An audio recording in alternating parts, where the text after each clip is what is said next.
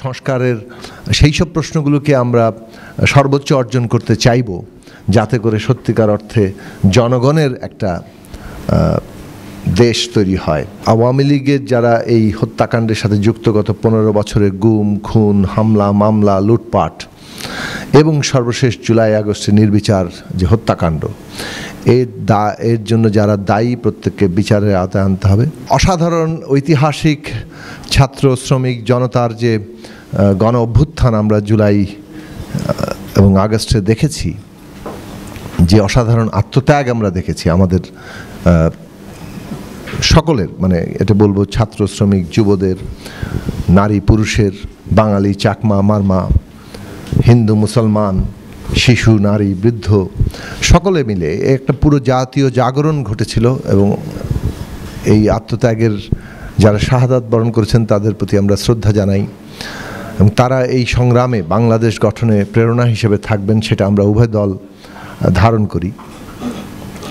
আমরা যে জায়গা থেকে আজকে আলোচনাটার এনেছি, যে এই যে শহীদের স্বপ্ন, এই যে আমাদের জনগণের যে আকাঙ্ক্ষা, নতুন একটা রাজনৈতিক বন্দোবস্ত তৈরি হবে, বাংলাদেশ একটা গণতান্ত্রিক যাত্রায় হাঁটবে, সেইখানে আমরা কিভাবে এই গণতান্ত্রিক উত্তরণটা সম্পন্ন করতে পারি। সেক্ষেত্রে আমরা মনে করি যে একদিকে যেমন জন আকাঙ্ক্ষা আছে সংস্কারের জন্য, সত্যিকার অর্থে ক্ষমতার ভারসাম্য এবং জবাবদিহি তৈরি হবে এই দেশে জনগণ, রিপাবলিকে যেভাবে জনগণের হাতে ক্ষমতা ন্যস্ত থাকে, সেভাবে সত্যিকার অর্থে জনগণের হাতে ক্ষমতা ন্যস্ত হবে এবং সেই জনগণের অধীনেই থাকবে সকলে। সেই জায়গাটা রাষ্ট্র কাঠামোগতভাবে তৈরি করা কিভাবে যাবে, সেইটার উপরে আমরা অধিকতর জোর দিয়েছি। এবং সেই ক্ষেত্রে সংস্কার একটা গুরুত্বপূর্ণ এজেন্ডা। সংস্কারের ক্ষেত্রে যে প্রশ্নগুলো সবচেয়ে গুরুত্বপূর্ণ হয়ে আসবে এই লক্ষ্যটা অর্জন করার জন্য, অর্থাৎ সংস্কারের সেই সব প্রশ্নগুলোকে আমরা সর্বোচ্চ অর্জন করতে চাইব, যাতে করে সত্যিকার অর্থে জনগণের একটা দেশ তৈরি হয়, জনগণের কাছেই সমস্ত ক্ষমতার কেন্দ্রটা থাকে এবং জনপ্রতিনিধিরা, রাষ্ট্র সরকার যারা চালাবেন তারা জনগণের কাছেই জবাবদিহি করতে বাধ্য হন।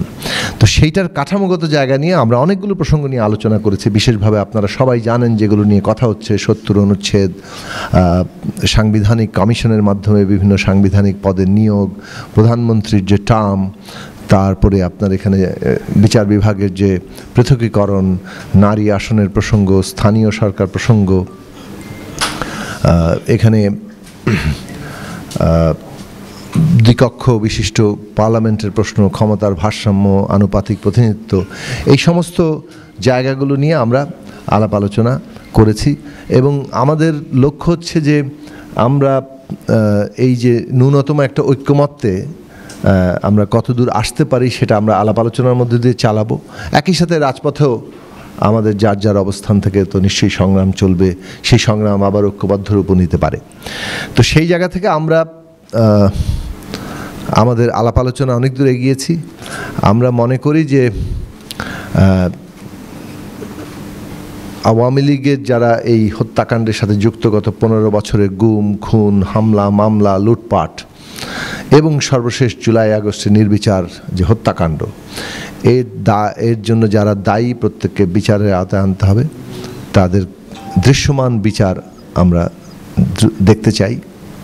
নির্বাচনের যে সময়সীমা সরকার ইতিমধ্যে ঘোষণা করেছে, তার মধ্যে সংস্কার কাজটাকে সিগনিফিকেন্টলি যাতে আমরা এগিয়ে নিয়ে যেতে পারি, এইসব প্রশ্নগুলো নিয়ে আলোচনা হয়েছে। আমরা আলোচনা করার চেষ্টা করেছি যে কীভাবে আমরা এই উত্তরণ পর্বে আমরা ফ্যাসিবাদ বিরোধী যে ঐক্য তৈরি হয়েছিল, সেই ঐক্যকে যথাসম্ভব রক্ষা করে আমরা একটা